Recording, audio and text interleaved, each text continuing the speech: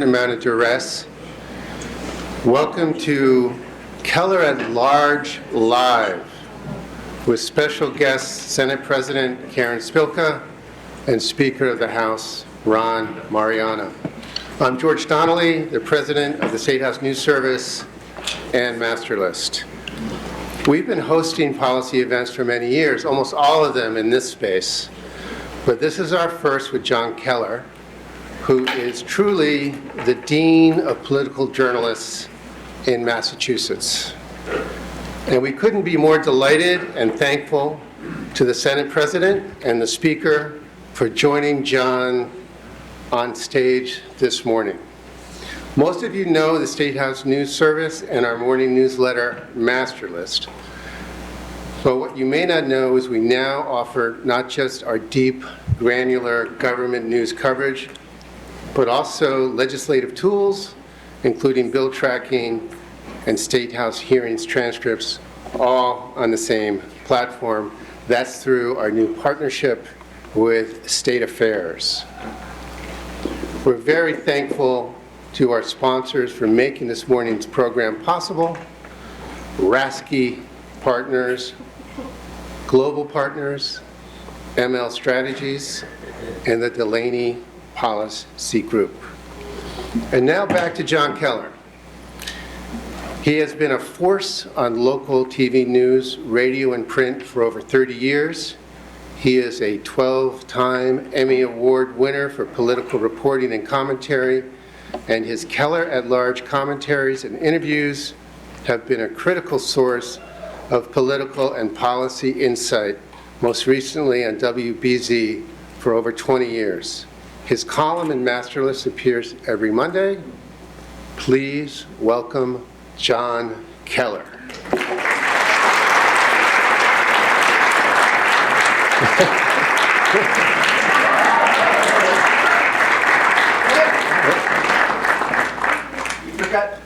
Can you hear me? Yeah. You forgot to mention one thing, George. I am still alive. Contrary, I know a number of you had me in the death pool. I know you people, but no luck yet. Thank you all very much for coming out here. I'm not going to bore you. We're going to get to the main event in just a few seconds. But I just want a quick show of hands just to kind of warm you up here. How many of you watched the big speech last night? Show of hands. Oh, you have my deepest sympathies. Oh, my gosh. I have a confession to make. You know, I was planning on watching it, but I decided, no, I'll skip it and I'll catch up later, because I saw one of my favorite movies was on. Triangle of Sadness. Any of you ever seen it? It's a tragic comedy about a bunch of rich dummies who are on a voyage on a doomed luxury yacht. Come to think of it, maybe I did see the State of the Union address. Okay, that was a little joke just to warm you up. Anyway, thank you for being here. No further delay. So much that's so important going on in our state right now. Great time to hear from two of the most important people in state government, the Speaker of the House, Ron Mariano, and Senate President Karen Spilka. Let's give them a nice round of applause.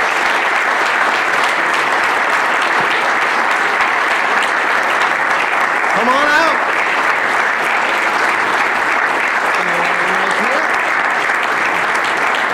Thank you for being here. This is for you. Just turn the switch up. Mr. Speaker, welcome. Have a seat right here. Turn that on. There you go. Make yourself comfortable. All right.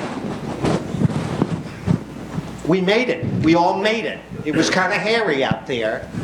Which of you should be blamed more for the weather this winter? Depends upon who you ask. It depends on who you ask. Okay. Everybody hearing all right? Okay, great. So, boy, there's so much to get to here, including your questions. We're going to try to do it all. I do want to ask one sort of national-related question. The speech last night was what it was. This first year has been what it's been. It's been very problematic for Massachusetts. We all know that. if you could address our congressional delegation, would you counsel them to do anything differently? There are people in the business community around here who think that, the sharp elbows of our congressional delegation with regard to the administration right now has helped paint the target on our back. Do you buy that? Do you have any advice for them? You want to start? Sure. I like the sharp elbows, honestly. I think we need even sharper elbows at this point in time. And I believe even on the state level, we need sharp elbows to fight back at what Trump is doing on a national level, the chaos, and hopefully we'll get into that. But going back to the national, I think sometimes you need to draw a line in the sand and say, enough. We're not going to take anymore. This is not acceptable. This is undemocratic. I think that as much as they can do, they should be doing. And I think that there is an appetite for Democrats across the nation. And we're sensing a little breakdown even with the Republicans. Well, but Mr. Speaker, when we do, go ahead, you can applaud if you like. When we do that, you know how it is. When you hit somebody upside the head with a 2x4 in politics, sometimes often they'll hit you back. Is there a better way of dealing with these people? If I hit you with a 2x4, I'm not expecting you to get up. So in that sense, I don't think there is too much we can do to stand up to this guy. I think he's a bully. In my experience with bullies and dealing with people who have a bully mentality, is the faster you stand up to them, the less impact they have on your life. And I really do think that one of the mistakes we made was sort of easing into this relationship with him, with businesses and major players in our economy buying his friendship in different activities and $1 billion for a plane here and selling sneakers with gold plates and whatever else he's doing to make money for himself. I think he's on a one-man parade to increase his personal wealth. He's doing quite well at it, I think. I don't have his balance sheet, but I would guess he's doing pretty good. Yeah. All right, let's get local here, and we're going to talk about the new energy bill the House is going to be voting on tomorrow, other pressing issues, but if I were to try to recap every twist and turn of the conflict between you two and... It would be short. What's that? That's all over now. No, It would be not short. You two and Auditor DeZoglio. You can talk about that if you want. Our conflict is short. Hers might be different. Yeah. Well, anyway, it would take our entire hour. So I'm just going to ask you both to directly address the most common belief that advocates for what the auditor wants to do seem to hold. That you two oppose this audit power because you have something to hide. Do you have anything to hide? I have nothing to hide. As a matter of fact, we do audit. We've done an audit every year. The audit is on the internet. The issue is we don't want a political audit. And if you see the behavior that the auditor is engaged in, again, we see smacks of bullying type behavior. Give us an example, if we don't agree with her, then we have something to hide. Can you give me one example? Well, the fact that she said we're busy, we needed the time to destroy records. That was an allegation that came out of nowhere and was picked up by a couple of newspapers and run. Yeah. And without anyone coming to us and trying to investigate the claim. Madam President? Yeah, thank you. I agree with the speaker. We originally tried to even find out what is it that she wants That was quite a while ago. To date, she has not shared with us what she specifically wants. And I still don't know what she wants. We have tried to systematically, at least the last couple of years, reform our way of doing things to be more transparent, to be more accountable, to be more open. We reformed our joint rules. Everything is online. Everything is public. As the speaker mentioned, we do an annual audit by a non-political certified public accountant that once it's done, it's online. Our financials are online. Our hearings, our sessions are online. All of our communications, all of this is online already. So I don't know what it is that she wants, except for she is a headline hunter.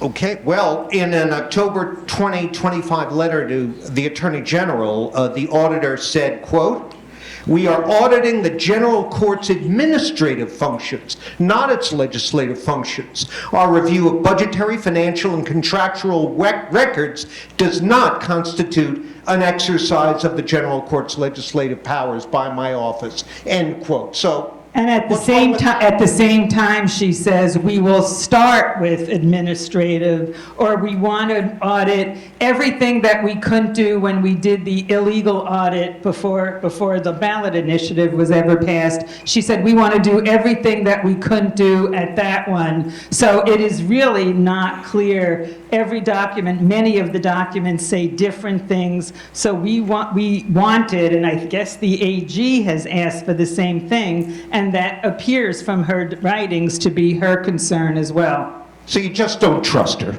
That's the bottom line, right? There's a component of that involved, yeah, yeah. Final thing on this, do you see any path for negotiated compromise? Because a lot of people did vote. I think we have moved considerably. You know, we were the main target for her initially, and we've made an awful lot of changes in our rules. All our votes in the committee are now public. You know, that was one of the things she wanted. She got that, and we've tried to meet her halfway on 3 or 4 other areas that we think were worthwhile, and highlighted were highlighted by the vote. So I think we have moved. We invited her to come in and help us pick someone to audit us. If you're so interested in the facts of the audit, come in and help us pick a professional auditor, not an elected official, a professional auditor to audit our books. Anything you want to add to that? I agree 100%. We have added not only all those things that she originally asked for, and the people of Massachusetts asked for, we have increased our social media, our digital work to get more information out. Anything that people have asked me for, I believe pretty much we have reformed so that it is either online, in the State House, on our website, and we are continually striving to be more transparent as well. Okay, well, I guess we're headed to court for that. So let's move on here. The House is set to vote tomorrow on an energy plan that would make deep cuts in the Mass Save program that's been using ratepayer money to promote electric-powered heating, and by also promoting a range of measures to advance the profile of solar, nuclear, and other energy sources. I'm going to start with you here, Mr. Speaker. Is the House acknowledging with this proposal that the single-minded commitment to electricity, converting everyone to electricity back in 2022, was that a blunder?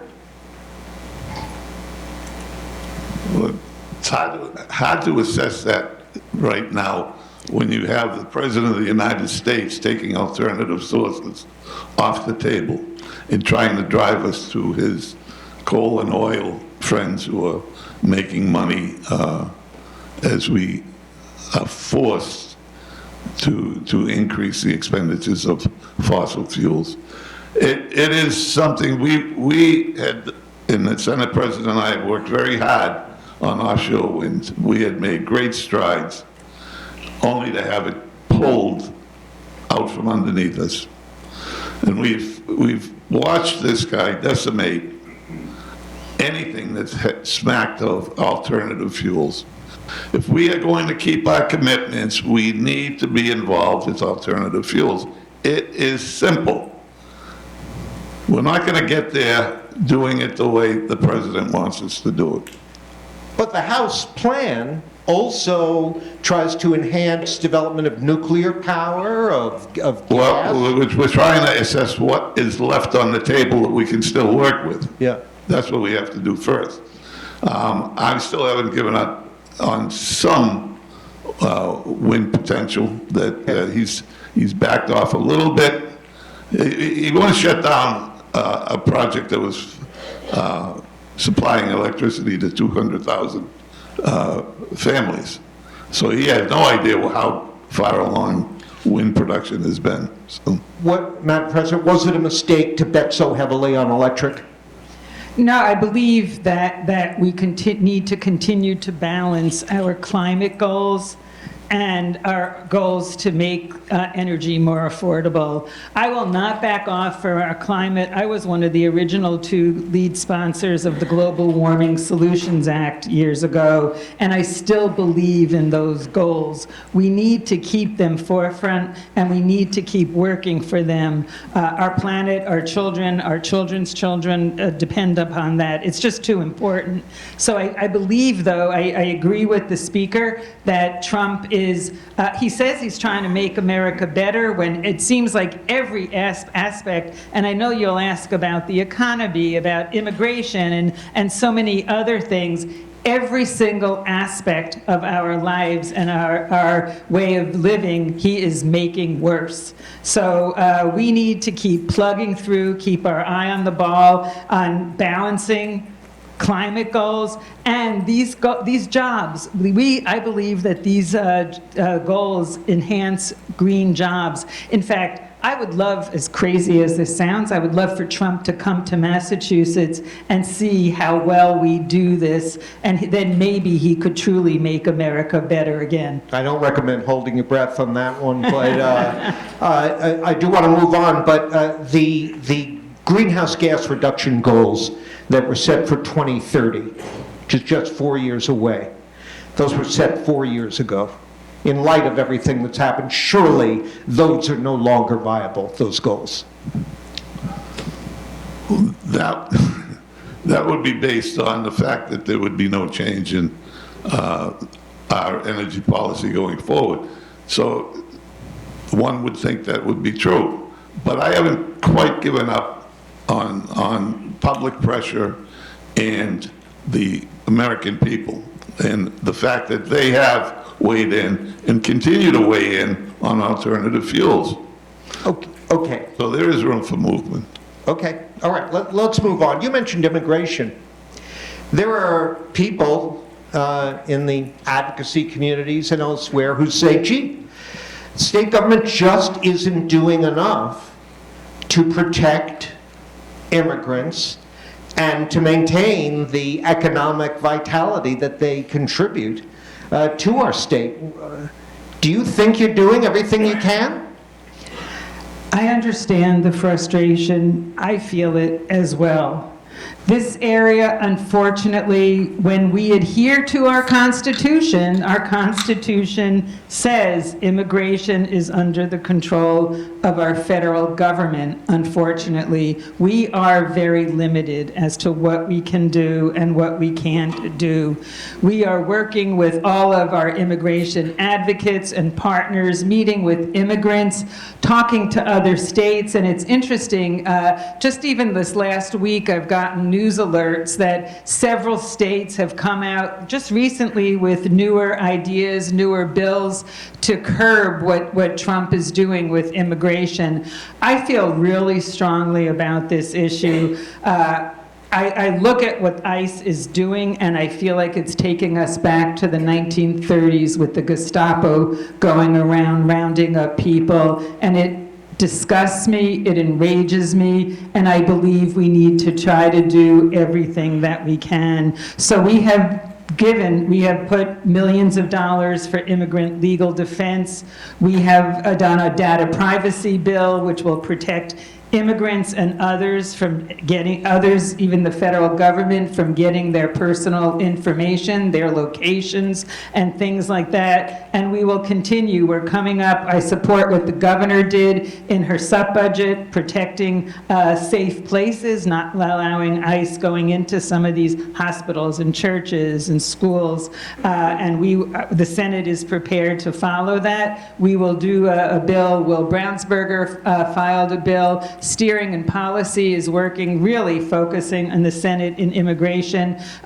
His bill would say that a resident, Massachusetts resident, could sue an ICE person if they violate civil rights. That has never been happened before. That has never done before. So we are willing to push the bounds, try new things, and again, protect our residents and defend our values. Mr. Speaker, when you speak, go ahead, it's fine.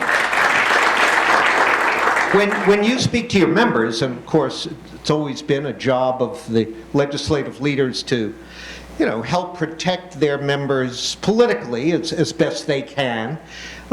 Do you find that there are limits on the appetite of Democratic members for delving into this issue, that their constituents have a more anti-immigrant sentiment than perhaps you all do? We have 160 members that represent the full spectrum of people outside the chamber.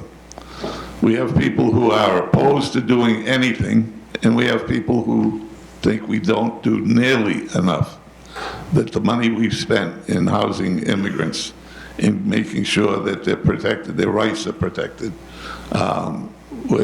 is too much. So it's a balance. We've worked with the Black and Latino caucus and continue to work with our Black and Latino reps to find a balance point.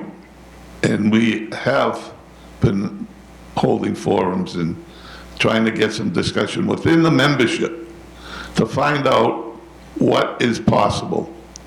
The real quest is to get 81 people who agree on a policy that protects the immigrants that come into our borders. Not always easy, there's not always a bright line, but through discussions and trial and error in some cases, we will get there, and we will continue to work on it. It is not something that comes overnight. I think the groups that are out there and picketing have to keep the pressure on. I understand that. It's good for our members to see the pressure, to know that people are still concerned about what's going on. If you watch what went on in Minnesota, we're all worried about what's going on. We don't need much to stir our memories. You saw two people gunned down, two innocent people gunned down in this country. And to reference the Senate President's point, this is times that we've never seen before. All right, let's move to some questions from you in the audience that were submitted in advance. Two tax-cutting referenda questions that seem likely to make the November ballot: a change in the way the state tax revenue limit is calculated, and the income tax cut from 5% to 4%, could force massive multi-billion-dollar cuts in the state budget. Right. What is your position on both these questions, and how aggressively do you plan to lobby your members on them? These are not easy votes, right? Right. I am against both of those ballot initiatives. I do want to mention that the ballot initiative to lower the income tax from 5% to 4% is sponsored by millionaires. Millionaires will get $10,000 back from that ballot initiative. Folks making minimum wage will get $300 back. We have been working to increase equity and fairness in Massachusetts in the way our government and our systems work. This goes absolutely against what we are trying to do. The millionaire's tax was passed and it is working. We're investing tens of hundreds of millions into education at all levels, transportation at all levels. That was wanted by all of you, the people. You passed it. And so we will continue to work on that.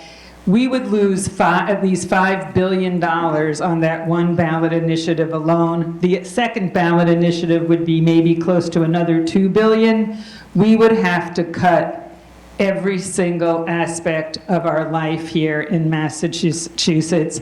That, coupled with the Trump cuts on education, on transportation, on help to our disabled, all of our vulnerable populations, that would cause a lot of pain. Now is not the time to be passing such a major tax cut. We did the biggest tax cut in over a generation last session, which helped every single sector, every single age group in our Commonwealth. That was the largest tax cut, I believe, in our history. And so I think that is the way to be doing these issues. Mr. Speaker, you don't like referendum questions in general, correct? No. Well, there's something wrong with the system. We have two members of the executive branch involved in legislative issues that are going to be on the ballot. We have the Secretary of State who's involved with the same-day registration, and we have the auditor who's involved in who knows what. It is a situation that smacks me as being a little bit too easy for these folks to pick and cherry pick the issues that are important to them and gain support through groups that are active in the economy. All these people are out raising money for ballot questions that, until the Senate took action recently, went unreported. There's been no check or balance on how much money you could raise and how you spend it. And we've had reports of people buying signatures.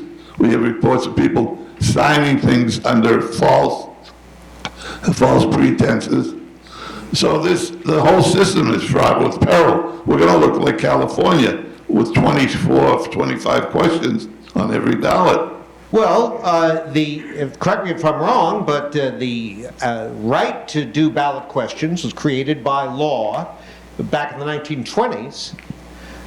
So I assume you could legislatively repeal that right. Is that something you're interested in doing? Well, repeal is a long and involved process, but certainly checks and balances on who's spending the money, how they're spending and framing the questions are important issues that need to be addressed. Do you want to weigh in on that? Yeah, just like recently, as the speaker mentioned, the Senate passed a bill that would say that if you are doing a major ballot initiative or a PAC, you need to report your revenue that's being donated on a more regular basis so that people could see, that it would be more transparent. People could see who you're raising your money from, how it's being raised, and not have to wait until almost after the election time period. So there are things that we could do that would change or even strengthen the ballot initiative, but be more transparent.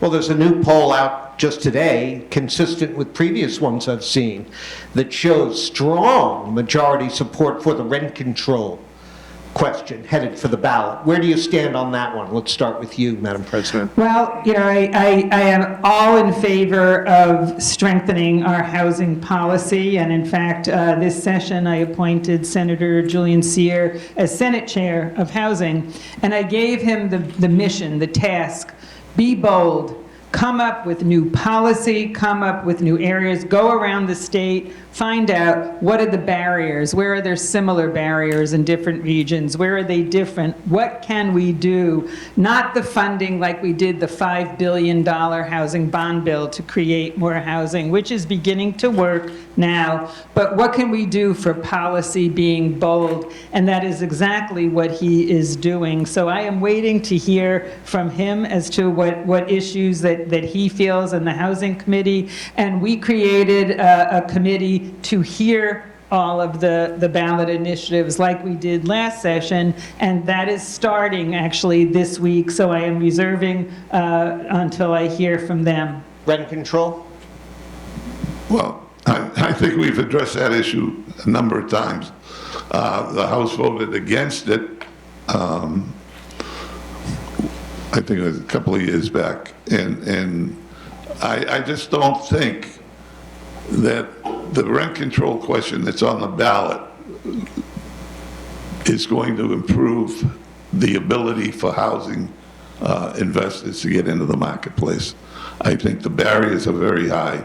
I think the amount of money that it's going to cost is almost going to keep people from even entering into it. So I think that the question that's on the ballot really defeats the whole purpose of adding more housing to our stock.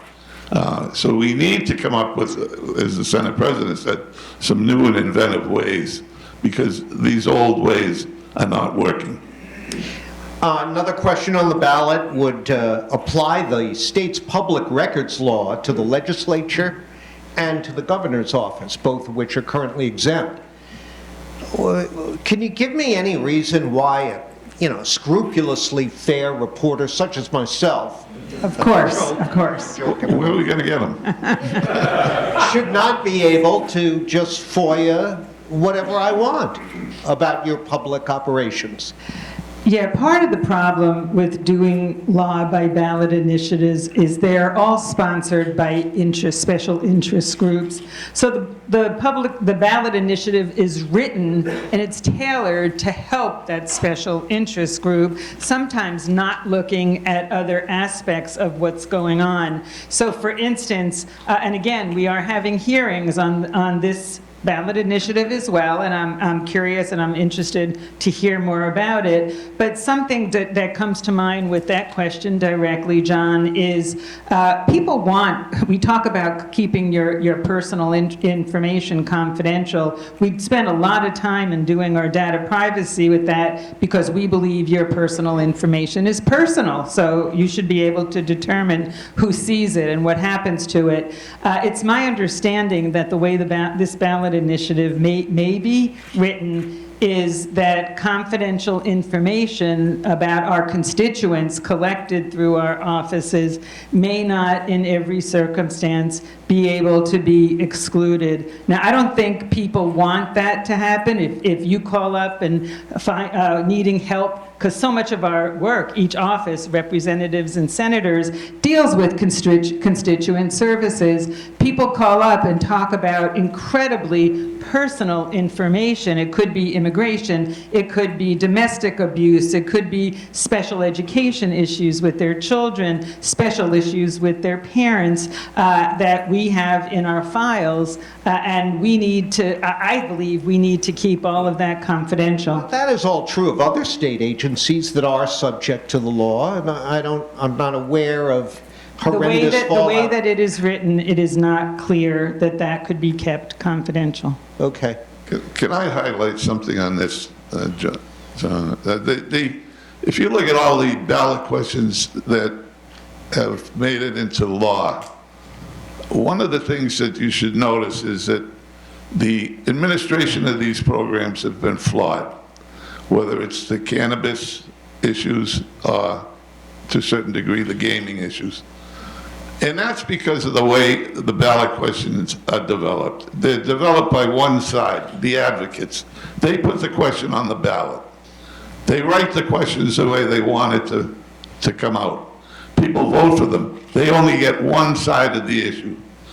The legislative process is designed to go through many, many iterations. So all sides of the issues are discussed. You're getting questions, you're getting laws that only one selection of people have vetted. And I think inherently that's causing a lot of problems. And I think that's at the root of whatever we try to do through ballot initiatives. Another audience question here. The writer talks about how they understand the legislative process is designed to be slow and deliberate. But he notes a large majority of legislation that gets to the final steps in the process dies in committee and never gets a vote. He wants to know, what guidelines do you use when determining whether a bill goes to the floor or not? Go ahead. My way of, as Senate President, I meet a lot, very frequently with all the other senators. Hear their issues, their priorities, talk to them during the course, not only in the beginning of the session, during the course of the whole session. Senators determine what bills get to the floor, to be honest with you. It's not some huge few people hiding or behind the scenes. Senators make that determination by working on their bills, meeting with advocates, meeting with the co-chair, whoever the committee their bill was sent to, whatever the chair of that committee, working with their colleagues and moving it along. It is a slow process. It is intentionally. John Adams, when he wrote the language, and our other founding fathers, made sure that it was a slow process because they felt that laws shouldn't be overturned overnight, that there has to be, as mentioned, meetings with people interested, stakeholders, people impacted, affected. Sometimes we think we have a good idea, but once we meet with the people actually implementing the bill or affected by the bill, we needs to be tweaked in this way or that way, or maybe it needs to be, we need to start over again to make it more effective and actually help people as intended. So that takes time. Okay. But in the end, at the 11th hour, it's you and your staffs saying, yes, no, no, yes. If you have 81 votes in the House. Right. If you don't have 81 votes, you have nothing. And that's up to the sponsor to go around, meet with their colleagues, find out, do they have problems, do they have concerns, what are their concerns, can their concerns be overcome? And that's a lot of work, and that is up to each individual senator. Don't advocates always do that? Yeah, but the senator needs to meet with advocates, meet to their colleagues, find out if you have a problem with it, can I do something to tweak it to get your support where you may not support it now? But then I may need to go back to some of the advocates and stakeholders to see if that still keeps their support. It takes time. There are no shortcuts for this. Yeah. Go ahead, Mr. Speaker. Well, this may come as a surprise to some people, but not all the advocate groups agree. Really? Is that true, advocates? Okay, all right, we'll leave that one there. So,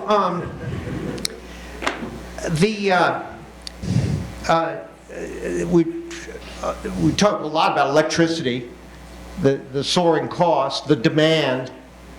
Very few things in modern life pull more electricity, require more than AI. Everyone talks about that as the next economic frontier here and elsewhere. What makes more economic sense to you? Let's start with you, Mr. Speaker. Setting up detailed AI regulation now, there's a couple of bills that would do that, or waiting to see what issues develop and reacting later on? Well, right now we're doing a little bit of both. We're trying to get a handle on some bare minimum rules and regulations in which we can frame the important issues about personal data and information. At the same time, leaving some opportunity for growth and expansion in the AI arena. It has been a tricky subject and will continue to be a tricky subject, not to mention the fact that it's a huge demand on our electricity and a demand that going into the next 30 or 40 years is going to be increasingly more important to our economic success. Go ahead. I agree. We can't wait till we have everything known to start regulating or looking into it. So we also are looking into it. And I think that this is an area that we will need to be updating either every session, every other session, because it is changing so rapidly. It's like when computers first came on the scene, it changed so quickly that we need to try to stay ahead of it as well. Boy, surely there must be a better way here. I mean, you, Mr. Speaker, you just referenced the train wrecks at the Cannabis Commission and the Mass Gaming Commission, where their, issues keep long after the industries are up and running, the legislation's written. Oh, we didn't realize this effect, that effect. You're changing on the fly. Who wrote the legislation? You tell me. It was a The ballot. group that put it on the ballot. It was a ballot initiative. So that's where you get it.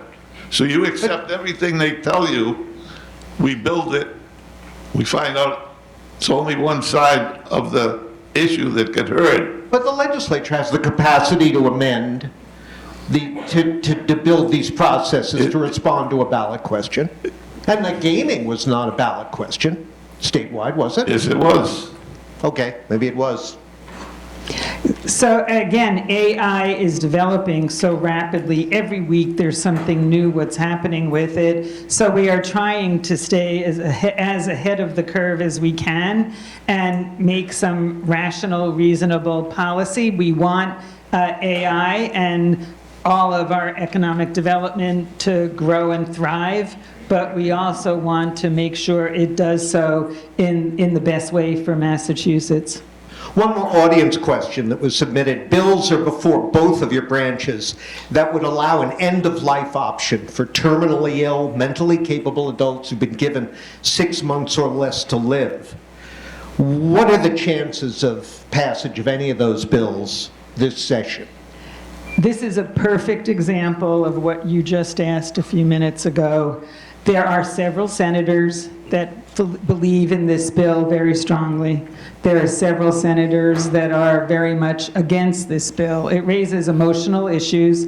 So my direction to those who want it passed, talk to your colleagues, talk to the senators, find out where there's support, where there isn't, if what can be done, if anything, to pass the bill, but I won't take it up until they do that legwork.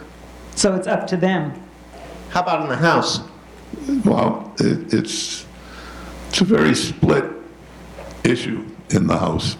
You have people adamantly opposed to it and adamantly supporting it. So as the Senate President said, until I'm convinced that there's a path forward, it really isn't an issue that we're going to put before the members to spend a whole day debating and then not be able to have a vote. Have either of you heard from the Archdiocese on this one? Yes. How about you? Not recently. Not recently? Does their opinion matter anymore? As does any opinion. Yeah, it matters. I would say everyone's opinion matters. We still may do something, whether the person is pro or con, just like any other issue. And every opinion matters. How about my opinion? It matters more, John. Oh, yeah. Okay. Yeah. We're running down to the last few minutes here. I'm going to try to squeeze in a few more here. What do you make of the Massachusetts Republican Party? You can take that one. What party? Who? Listen, we have 30 members. I think 30, I don't know, I can't even remember right now, which is just enough. Just enough to be a legitimate opposition force. But it does provide for some healthy debate and some interesting positioning. And so, I wish them the best. They are going through some degree of problem that we're seeing on the national level, where you have strong Trump people coming in and splintering up the 30 or so members that we have, which I was telling you earlier that when you talk to some of these guys who come in and they're Trump people into the Massachusetts Republican Party, I asked one of them, where do you think you rate in the whole 160 members if you're a Trump Republican in the House trying to get your bills passed? Pretty low. might be last. We have 6. Yeah. Did two of the 3 Republican candidates for governor served under Governor Baker? I think they forget about that. Brian though. Shortsleeve, yeah, well, that's an interesting point. Brian Shortsleeve at the T, Mike Keneally at Economic Development. Did either of you ever interact directly with either one of them? Yes, I was chair of economic Yeah. development. Okay. And Keneally was economic development. Was he chair. competent? I think they're all competent. I think they all have their heads in the sand. They're criticizing for issues that they could have controlled and improved as well, and failed to do it when they had the opportunity to do it. But I don't know the other one. All right, one last one here. What's wrong with the Democratic Party? Mr. Speaker, you want to try that? There's a lot. You know, the Democratic Party right now needs to be more inclusive of the positions that are moderate in getting to the middle. To getting to a solution is not going to be determined by who yells the loudest and who's the most extreme.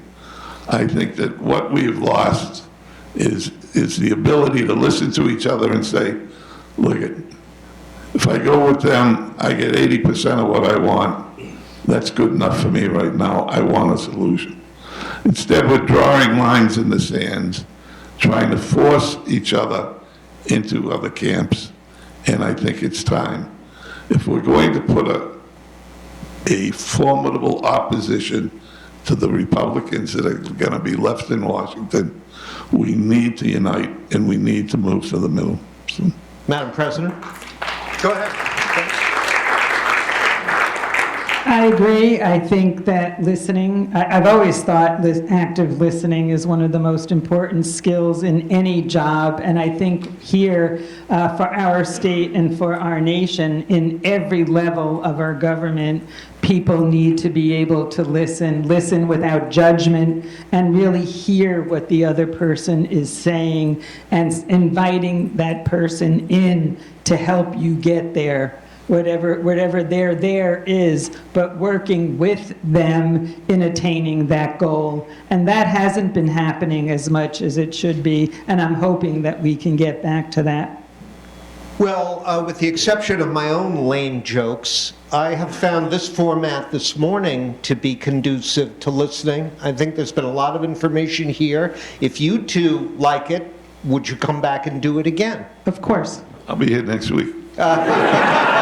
Tip your waitresses.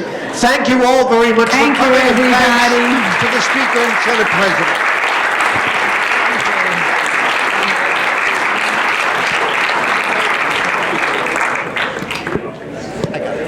Thank you, Ron.